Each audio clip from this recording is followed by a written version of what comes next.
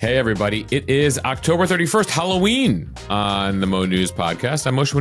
Happy Halloween, everybody. I am Jill Wagner. This is the place where we bring you just the facts. And where we read all the news and read between the lines so you don't have to. Jill, what's the costume this year? For me, nothing. For my daughter, she's going as Rumi from K-pop Demon Hunters. And my son, who I don't know if he totally grasps what Halloween is, he wants to go as Grayson. He wants to go as himself. He said regular clothes. He's a chip off the old block. Jill's going as herself. Grayson's going as himself. I was not into Halloween as a kid either. I just was like, this dress up thing's not for me. Someone who is into Halloween and dressing up is my daughter already at age 2. She's already been Madeline from the books. She has been a sock hopper from the 1950s with a poodle skirt. And today she rolls out her doctor's costume. She wanted to be a doctor. And the rest of us, we have a family theme, Jill. We will all go as various prescriptions she can write. Okay, Moshe, so what is your prescription? Jill, I will go as a prescription for coffee. You know, the thing that many parents need as they raise young children. Right. As many sleep-deprived parents just cherish that first cup of coffee in the morning and maybe a second or a third as the day goes on. I do want to mention, as we talk about sleep or lack thereof, it is time to fall back. So a PSA here, remember to set your clocks back, if anyone even does that anymore, by 1 hour, technically on Sunday at 2 a.m., or just do it before you go to bed, or everything's automatic now. But this officially ends daylight saving time, and it's a return to standard time. Yes, our semi-annual switch here. We had hopes, Joel, and we still have hopes that we might end this sometime soon. Remember, President Trump is among those who's been pushing for more daylight at the end of the day. He wants to make daylight saving time permanent. It's not something they've pushed very hard when it comes to Congress, which would need to pass legislation on that front. And a reminder, we tried this in the 1970s, and it totally sucked for us because it got really dark in the mornings in the winter. And so they reversed it after a year. Nonetheless, we're having the conversation again 50 years later. And I am a big advocate, Jill, for standard time permanence, not daylight saving time permanence. But I digress. We can discuss that another day. But for those of you who still have clocks to change, do you have any clocks to change, Jill? I have to change the stove clock. And then we have like one clock, I think, in the living room. Everything else knows what it's doing. They're smart these days. I have to change the microwave clock. And then I have an old fashioned alarm clock for my daughter that I'm going to have to change. Jill, other than that, the expression, don't forget to set back your clocks, is sort of going the way of don't forget to write the new year on your checks. Like it was a thing and it's becoming less of a thing. That's right. So the late night hosts are going to have to come up with some new jokes because I feel like they have the same ones recycled every time we change the clocks. Anyway, let's get to some headlines. The art of the deal, what to know about President Trump's trade deal with China, and why some say it really just punts a lot of the most important issues. Meanwhile, President Trump telling the Pentagon to resume nuclear testing. What exactly this means? Yeah, we'll explain nuclear-capable weapons, nuclear-propelled weapons, and actual nuclear weapons. Important distinction we broke down on Instagram, and we'll explain to you here. The status of the shutdown, 31 days and counting. Food stamps are set to run out tomorrow. Airline executives were on Capitol Hill yesterday sounding the alarm. Where exactly things stand and why it is possible that this shutdown could end next week.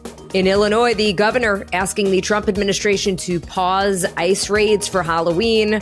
The Trump administration says no. A story we first reported 2 years ago. Now the Virginia teacher who was shot by a 6-year-old student is suing a school administrator for not taking her warning seriously. On Thursday, the teacher took the stand. Some emotional testimony from the courtroom. Overseas, King Charles strips his brother Andrew of his prince title over the Epstein scandal, his new name, and where he could be living. His older bro has a new arrangement for him that the taxpayers will not be paying for anymore. And Mush, you've probably heard of fashion stylists, but have you heard of pumpkin stylists? Apparently they're making a killing this fall. And it is Friday. Cheers to the freaking weekend. What we are watching, reading, and eating. Halloween candy. Lots of Halloween candy. All right, the U.S. and China have a deal, at least for the next year. The world's two largest economies appear to be cooling their trade tensions, even though there are still a number of unresolved issues. President Trump met with Chinese President Xi Jinping on the sidelines of that economic summit in South Korea. Trump describing their nearly 2-hour meeting to reporters aboard Air Force One as a huge success. But overall, I guess on the scale of from 0 to 10, with 10 being the best, I would say the meeting was a 12. So here is what we know about the trade agreement so far. Trump says the U.S. will lower some tariffs from 20% to 10%. Those are the tariffs that were put in place earlier this year as punishment on China for selling chemicals used to make fentanyl. So that would bring the total combined average tariff rate on China down from 57% to 47%, which means it is lower, but it is still more than double the rate from earlier this year. The combined average tariff rate the U.S. had on China going into the Trump administration was about 20%. It's been as low as 10% in the past few years, which is why analysts say that Americans will still feel the pain first when tariffs are passed on to consumers, and companies may also still feel like they need to move operations out of China. Right. We're at about 50%, as you mentioned, which means like the average cost of an item you're buying from China earlier this year that cost $100 is still costing about $150. Or if it costs $1,000, it's costing $1,500 and so on and so forth. So 50%, the average here. Some of you out there who have small businesses or various companies, you might be paying more when it comes to certain products. And some products you might be paying less. Certainly, we have been seeing it when it comes to the price of clothing and other items, electronics, furniture, a whole variety of things that come out of China. So tariffs down from their peak, but still more than double where they were earlier this year. And that sort of serves the president's goal, right? He still is trying to incentivize companies to get out of China, just not doing so with those sort of egregious 100%, 150% tariffs. Some cooling here. It's not often that you hear the president on the plane say, you know, that meeting was a 12 out of 10. It was amazing. He normally is very optimistic going into meetings, less so sometimes coming out of meetings. Now, a number of other headlines out of that face-to-face. That was the first one in 6 years. China agreeing to suspend export controls on rare earth minerals. These are minerals which happen to be mainly located in China when you look globally and are key to electric vehicles, key to smartphones. And China has certainly tried to make us feel the pain when it comes to those. That's been a key leverage point for them in the same way Trump's been using tariffs. China's been using rare earth minerals. China also, as part of this deal, has agreed to buy a, quote, massive amount of soybeans from the U.S. That's been a major concern among farmers here. Now, again, that's sort of one of those things that was caused by the tariff war that ultimately in the spring, as a response to the U.S. tariffs, one of the things China decided to do was to stop buying U.S. soybeans. And they're a huge market for us and our soybeans. So now they're back to buying soybeans again as part of this deal. The U.S. will also allow some chip and semiconductor exports into China. There have been a whole bunch of export controls. The two countries have been putting limits on things we can buy, and we're putting limits on things they can buy. But there are still a number of lingering issues. We've talked about them. There's a lot that the two largest economies on earth have to negotiate here. We still have to resolve TikTok, the future of TikTok. That continues to be an issue as we head into November here.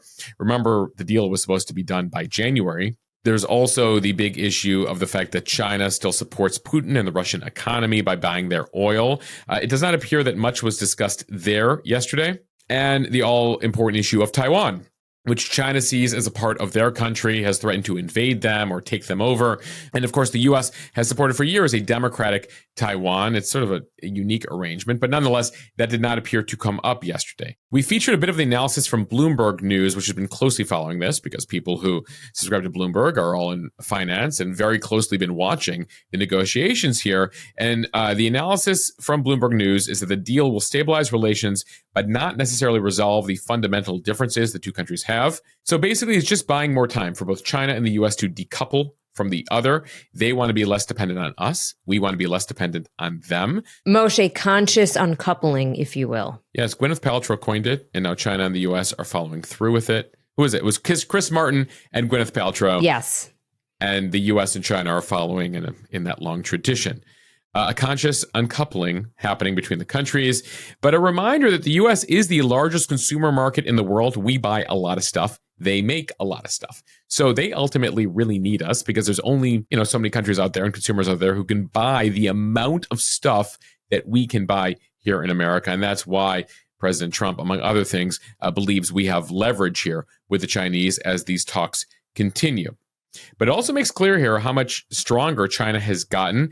They made a bunch of counter moves to our moves. And so some of these concessions that Trump got, well, these are actually Chinese counter moves to our initial moves here. So it does show you how much stronger China's gotten, especially based on what we saw unfold during the first Trump term 6 to 8 years ago. And Mush, quite literally at the same time that we are learning about this trade truce and President Trump is calling his meeting with Xi a 12 out of 10, nuclear weapons talk continues to be heating up. Following up on a headline that we brought you on yesterday's podcast, President Trump is doubling down on his threat to resume U.S. nuclear weapons testing. Here's what he said on Air Force One. We have more nuclear weapons than anybody. We don't do testing. We've halted it many years ago. But with others doing testing, I think it's appropriate that we do also. Trump wrote on Truth Social, again, literally minutes before sitting down with China's president, that because of recent actions by Russia and China, he has ordered the Department of War to, quote, start testing our nuclear weapons on an equal basis. China has expanded its nuclear arsenal faster than any nation on Earth, although it has not conducted a nuclear test since 1996. The U.S. has a similar moratorium on tests since 1992, although never formally ratifying a global ban on tests. So just a quick fact check there. Technically, the Russians have several hundred more nuclear weapons than we do. They have about 5,500 nuclear weapons. We have about 5,000. That's one fact check on the president. The other thing is that it's technically the Department of Energy that does nuclear weapons tests, not the Department of War. But nonetheless, here, we're still looking for clarity. Is he talking about actually testing atom bombs, like nuclear weapons? Because that's not what the Chinese and the Russians are doing. You mentioned China hasn't conducted them since 96. We haven't conducted them since 92. The Russians haven't actually tested a nuclear bomb since 1990. The world, basically, except for Kim Jong-un, nobody's been testing them since the 90s. And back during the Cold War, we tested more than 1,000 nuclear weapons. So we have a pretty good idea of how they work, what they could do, and pretty good simulations these days when it comes to computers on what they could do. That really negates the need for testing here. Now, what Russia and China have been doing, not actually testing nuclear weapons, is displaying nuclear weapons capabilities. They have successfully tested nuclear-powered weapons. They have successfully tested nuclear-capable weapons, but not actual nuclear weapons. So in some cases, you might have nuclear-powered weapons, like the propulsion behind the weapon. In some cases, you have the actual nuclear weapon itself. But again, the latter has not been tested. But the Russians have really been upping their rhetoric, their saber rattling in the last week. Just in the last week, Putin announced that Russia had tested a nuclear-powered, nuclear-capable cruise missile, and then separately tested something called a nuclear torpedo. It is called the Poseidon, and it is a drone designed to travel thousands of miles underwater and then effectively create a tsunami that could destroy a city. Some of you are noting that there's been references to that in this new season of The Diplomat. I haven't gotten that far, but that's for later in the podcast, what I'm watching. Again, neither country, neither Russia nor China has actually tested nuclear weapons here. And it would take a while for the U.S. to do that. And again, is that what the president's talking about here? Or is he just talking about missiles and other weapons that could carry nuclear bombs here? That is what we're still seeking clarity on. There wasn't that much clarity on Air Force One. Now, we should note the U.S. conducts tests on a whole bunch of weapons along with the Russians and the Chinese. But the Russians and Chinese have really been kind of putting their weapons out there recently to showcase their strength. There's been a response Putin has made to the push that Trump has made for Putin to end the war in Ukraine, and Putin's been doing his thing, which is often like, "Hey, I got nukes," and so now Trump made his announcement, to which the Russians responded yesterday. We didn't actually test nuclear weapons. We just want to make that very clear. So, sort of can be interpreted as a backing down a bit from Vladimir Putin.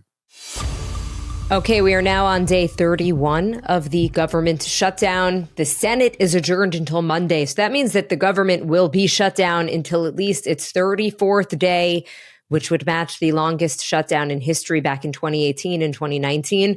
We're starting to see some cracks, and the first real sign that an end could be in sight. Senate Republicans and Democrats are trying to hammer out a proposal that would end the shutdown perhaps as soon as next week. And that is because the real impact is being felt throughout the country. So tomorrow, the Supplemental Nutrition Assistance Program, or SNAP benefits, are set to expire, which puts 42 million Americans at risk of not having enough to eat.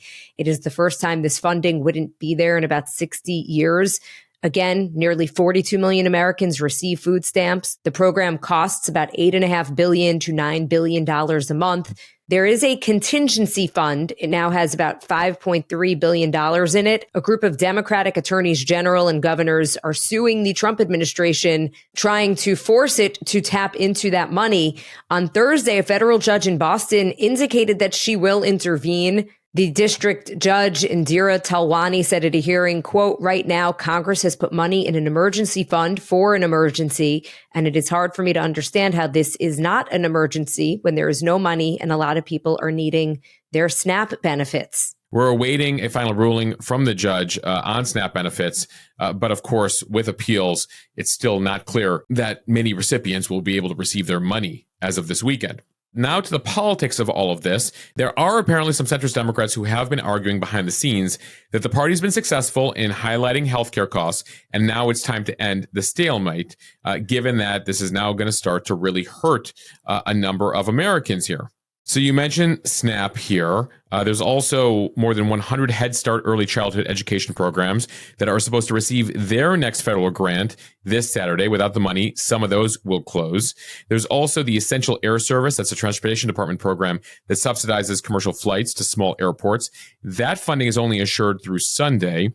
There's another program called the Low Income Home Energy Assistance Program. More than 6 million American households stay warm in the winter and cool in the summer with that program that's set to run out. Jill, we could go on and on here. There's another one called WIC, which is a special nutrition program for women, infants, and children, hence WIC. That's 7 million low-income moms and children there. And of course, there's the issue of the air traffic controllers. That's been the main way that most Americans have been experiencing the government shutdown so far. They continue to not be paid. The more than 14,000 air traffic controllers, but they still have to show up at work, working their typical 6-day week, 10 hours a day. And there's big questions as to whether they are going to just be like, we are done showing up to work at this point, because some of them are having to take jobs as Uber drivers and other gig economy type jobs in order to be able to pay their bills. But it appears the majority of Democrats, at least in the Senate, continue to say that we're fighting the fight here when it comes to healthcare, the ACA subsidies for more than 20 million Americans. The impact there is far larger. And so we got to stand our ground here until Republicans actually negotiate a deal with us, or some semblance of a deal, before they back down and agree to the Republican plan to reopen the government. But they are facing pressure also from airline CEOs. The United Airlines CEO was on Capitol Hill saying, listen, both sides have proved their point here. Can you make a deal? We've seen that message increasingly from some other CEOs out there. I had a chance, Jill, Thursday to speak with Senator Mark Kelly. He's a Democrat from Arizona. I asked him whether it was time to finally make a deal here. It's sort of that message of, okay, you guys have proved your point on healthcare, but ultimately, aren't people suffering here? Here's one of my questions and a bit of our exchange. Have you heard from government workers who aren't getting a paycheck right now? And what are they telling you? And, are some of them saying, hey, Senator, I understand what you're doing here, but I got to afford rent or my mortgage or, holiday gifts for my family. And I'm increasing concern that as the thing stretches into another month, that's my priority at this point. Mush, I am concerned too. And yes, we're hearing from people. Of course we are. And this is not fair to them. It really isn't. And it doesn't, this isn't easy, but we are really just trying to do the right thing here and trying to prioritize what's best for most Americans. And, I don't want anybody, to be in the situation they're in, whether it's SNAP benefits or, government workers that, have been, not receiving a paycheck. So you believe that ultimately this thing will be solved when President Trump wants to solve this, that President Trump has to get involved here in these conversations and these negotiations? Yeah, I think that would really help if he engaged with the Republicans on this. All he has to do is say 2 words to them, to John Thune, Mike Johnson, 2 words, fix this. There's much more of that conversation. It'll be available on the Mo News podcast feed later today, so look out for that. We talk, in addition to the government shutdown, we talk Venezuela, we talk China, we talk Russia, we talk nukes. I ask him about his 2028 plans. People are talking about him running for president. So all that later on the feed today. All right, time for the speed read from the Mo News Substack. Democrat Illinois Governor J.B. Pritzker asked Secretary of Homeland Security Kristi Noem to pause deportation operations in Chicago for the Halloween weekend so that families can celebrate, quote, without fear. Pritzker sent a letter on Wednesday. He asked that operations be suspended in and around homes, schools, hospitals, parks, houses of worship, and other community gatherings over the Halloween weekend celebrations. Noem responded publicly on Thursday denying the request, saying, quote, the fact that Governor Pritzker is asking for that is shameful, and I think unfortunate that he doesn't recognize how important the work is. The governor's request points to an ICE operation in Old Irving Park, which is a Chicago neighborhood, before a children's Halloween costume parade on Saturday. Federal agents began arresting individuals. Agents reportedly deployed tear gas as the scene quickly turned into chaos, and the parade was subsequently canceled. At one point, agents appeared in the video, we posted this on our Instagram account, to apprehend an elderly woman walking her dog, leading other residents to intervene before agents finally let her go. Now, as for the arrests that were happening here, these latest controversial arrests, a DHS official says that agents were conducting an operation that resulted in the arrest of what they say is a criminal illegal alien from Mexico who had been previously arrested for assault. But there's been a lot of pushback here from Democrats and some Republicans that the conduct here of ICE has gone too far, the detention specifically of American citizens as part of these operations has been an issue here. And then you also had earlier this week a U.S. district judge who scolded a Customs and Border Patrol commander over federal agents' use of tear gas, saying that it violated her previous order, this is the judge here, to limit the use of force after a group of journalists, clergy, and protesters sued. There have been at least 5 instances of agents using tear gas since the judge's order in just the last 2 weeks here. The judge saying kids dressed in Halloween costumes walking to a parade do not pose an immediate threat to the safety of a law enforcement officer. Jill, while we're talking about immigration here, a piece of news when it comes to legal immigration, the AP reported on Thursday that the Trump administration is restricting the number of refugees that will be admitted into the country next year down to 7,500, and most of those will be white South Africans who the administration says are being persecuted in South Africa. Now, this is a dramatic drop after the U.S. previously used to allow hundreds of thousands of people every year who were fleeing war and persecution and various issues from around the world. Now, this all came as a notice was published in what's called the Federal Register. No reason was given for the numbers here. The memo just said that the 7,500 refugees who will be allowed into the country next year are, quote, justified by humanitarian concerns or is otherwise in the national interest. Last year's ceiling was 125,000. So it's going from 125,000 down to 7,500 next year as of this latest reporting. From CBS News, a follow-up on a story that we reported a while ago, that Virginia teacher who was shot by a 6-year-old student in her classroom in 2023, that teacher, Abby Zwerner, she filed a $40 million lawsuit against a former assistant principal, accusing her of ignoring multiple warnings that the student had a gun and was a threat. The trial is happening now, and on Thursday, Zwerner herself took the stand. Now, she was shot in the hand and the chest as she was sitting at a reading table in her first grade classroom in Newport News. She testified on Thursday that she thought that she had died in the shooting. Obvious, I thought I was dying. I thought I had died. I thought I was either on my way to heaven or in heaven, but then it all got black, and so I then thought I wasn't going there. And then my next memory is I see 2 coworkers around me, and I process that I'm hurt, and they're putting pressure on where I'm hurt. Zwerner spent nearly 2 weeks in the hospital. She needed 6 surgeries, and she no longer has the full use of her left hand. A bullet narrowly missed her heart, and it is still in her chest. The shooting sent shockwaves throughout the community and really throughout the country, with a lot of people wondering how a child so young, 6 years old, could get access to a gun, bring it to school, and then shoot his teacher. Zwerner does not work for the school district anymore and says that she has no plans to teach ever again. The former assistant principal at this school is accused of failing to act after several people apparently voiced concerns to her in the hours before the shooting that the student had a gun in his backpack. That principal's name is Ebony Parker. She's the only defendant in the lawsuit. A judge previously dismissed the district superintendent and the school principal as defendants as part of this case. So Parker now faces a separate criminal trial next month on 8 counts of felony child neglect. Each of those counts punishable by 5 years in prison. The student's mother, we should note in this case, was sentenced to nearly 4 years in prison for felony child neglect and federal weapons charges for allowing a 6-year-old to somehow access a weapon and bring it to school. Her son told authorities that he got his mother's handgun by climbing onto a drawer to reach the top of a dresser where the firearm was in his mom's purse. Jill, I remember covering this story extensively. Just so many concerns about this kid, so many concerns about what was happening at home. The access to the weapons here. So it's a case we'll continue to follow.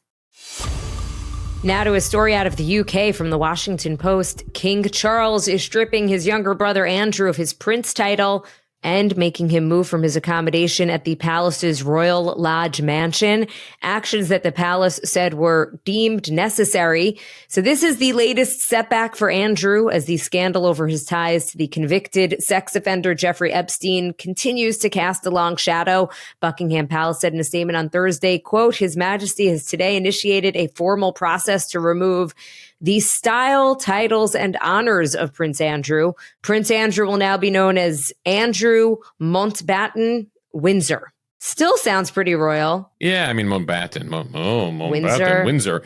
Jill, interestingly, the royal family chose the last name Windsor back during World War I because they had a German last name, and that wasn't rolling very well during World War I against the Germans. So they went with Windsor, much more British name, as their last name. So it's a relatively new last name. Anyway, he's now Andrew Windsor. Prince is gone. His thought was like, my mom's the queen. I will always be a prince. That's typically how things are, but not when you're accused of sexual assault and you continue to bring bad headlines to the royal family, and you're being accused internally of not being honest about what's going on.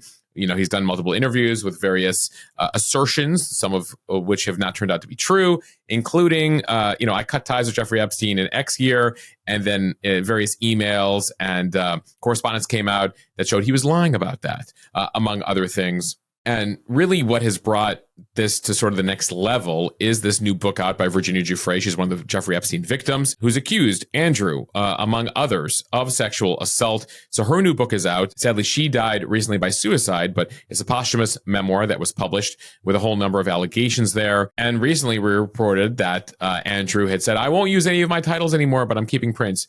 And the family of Virginia Giuffre was like, no, he also needs to lose Prince. So now that's gone. The British taxpayers have been annoyed that Andrew continues to live on their dime. So what is big bro Charles doing? He's sending him over to a private palace.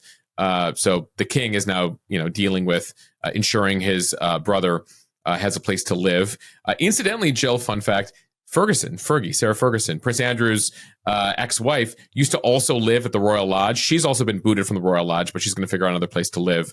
But they've been divorced for a very long time, but apparently both been living in the same building too, because, rent's expensive. So why not use it while you can get it? And finally, from the Wall Street Journal, it is fall in America. As people decorate for Halloween, there is a new seasonal microeconomy. Pumpkin entrepreneurs and porch stylists. Customers are paying them hundreds, sometimes thousands of dollars to decorate their homes with gourds of every shape and size. Heather Torres is the founder and CEO of Porch Pumpkins, one of these companies. She says she will deck out about 1,300 homes in the Texas area every fall. She says a lot of people love the grand prize pumpkins. They are 50 to 75 pounds, and she sells them for $185. Does she also pick them up after the season is done? I would hope so. Actually, that is part of the service that many provide. We will bring you the 75-pound pumpkins, and then we will take them with us at the end. Jill, I know you've been decorating for Halloween. Have you employed a pumpkin entrepreneur or porch stylist? That would be me, Mush. I You're a guess porch I am stylist the porch as a side stylist business. of my home, as is my daughter, who's very opinionated about where we put the pumpkins. We paint them, we put stickers on them, we decorate. I love this season, actually, and I do appreciate a nice porch. Yes, and if you can decorate with the right, stuff, the right pumpkins that can last for a while, you can basically carry through October, through Thanksgiving, of course, until the Christmas decorations are ready to go up. Though I do know that literally this weekend already, we will probably start to see people put up their Christmas decorations now that Halloween is over. Mariah Carey will start playing in the aisles of stores, and I don't wanna. No, I'm not excited at all. I'm not excited at all. It's starting. She's about to hit number 1 on the Billboard charts again. And it is Friday. Cheers to the freaking weekend. Time for what we are watching, reading, and eating. Mosh, what are you watching? So tonight, Game 6 of the World Series, everybody. Toronto is up 3-2, so the Blue Jays could win it all tonight. But if the Dodgers are able to take one more game, it'll go to Game 7 tomorrow. So big ending to what has really been an incredible World Series. Of course, there was that 18-inning game earlier this week that lasted nearly 7 hours. And Jill, I'm catching up on Diplomat over on Netflix. And the number of you who are like, oh my God, Poseidon, that Russian weapon is in this season of Diplomat. So I am not at season 3 because I realized that it had been so long since I watched the last season that I forgot it. So now I'm rewatching to get reacclimated to it. So I'm catching up right now on Diplomat. What are you watching, Jill? K-Pop Demon Hunters, the movie. It's a sing-along and it's out this weekend. My husband has actually graciously volunteered to take my daughter and some of her friends. If I don't have to go, I probably won't, but we'll see. That is my plan to see it right now. Mosh, what are you reading? Jill, a kid's book for middle schoolers. It's actually the subject of an upcoming interview podcast. I spoke to Biana Golodriga. She is a CNN anchor and a friend of mine, former colleague at CBS. And Yonit Levy, she is an Israeli news anchor. They have gotten together and they've written a book called Don't Feed the Lion. They realized after October 7th that there was not much in the way of kids' books when it comes to anti-Semitism, particularly geared towards middle school and junior high. So they got together. They have a book out this month. Again, it's called Don't Feed the Lion. My conversation with Yonit and Biana, by the way, will be on a podcast in the next week or two. Jill, what are you reading? So this is an article from the Wall Street Journal that very much caught my attention. It is called How the Potato Became a Coveted Prize for Trick-or-Treaters. Apparently, this is a Halloween tradition that started as a bit of a joke or a prank, but it has gained steam in recent years, and it's become a source of pride, actually, for people if at some point in their trick-or-treating, they get a potato. Wait, what does the potato represent? A potato. Nothing. Oh. It's not Should deep. I give those out instead of full-size Snickers bars? You can, and you would be ahead of the trend, I think, in New York, because I really haven't seen it here. A potato for you. A potato for you. You can bake it. You can mash it. It has a lot of options. All right, so I think I know what we're both eating this weekend, and it begins and ends at Halloween candy. Yeah. We're both eating Halloween candy. Jill, what's your favorite Halloween candy? Probably Sour Patch Kids. That's a good one. What That's about a very you? good one. We know it's not candy corn. Wait, I will not insult candy corn like I did last year. Some candy corn advocates were very unhappy with me. No, my fave is Reese's Peanut Butter Cups. I like all things peanut butter. I know Reese's keeps trying to make different versions of peanut butter thing happen. The OG peanut butter cups do it for me. Jill, I also like the Reese's Pieces on a good frozen yogurt. I can't get enough of the peanut butter. I know you're not a big peanut butter person, though. I am not, but I respect the choice.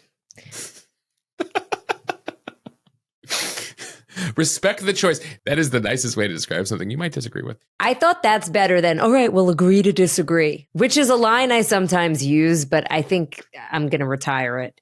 I don't like it anymore.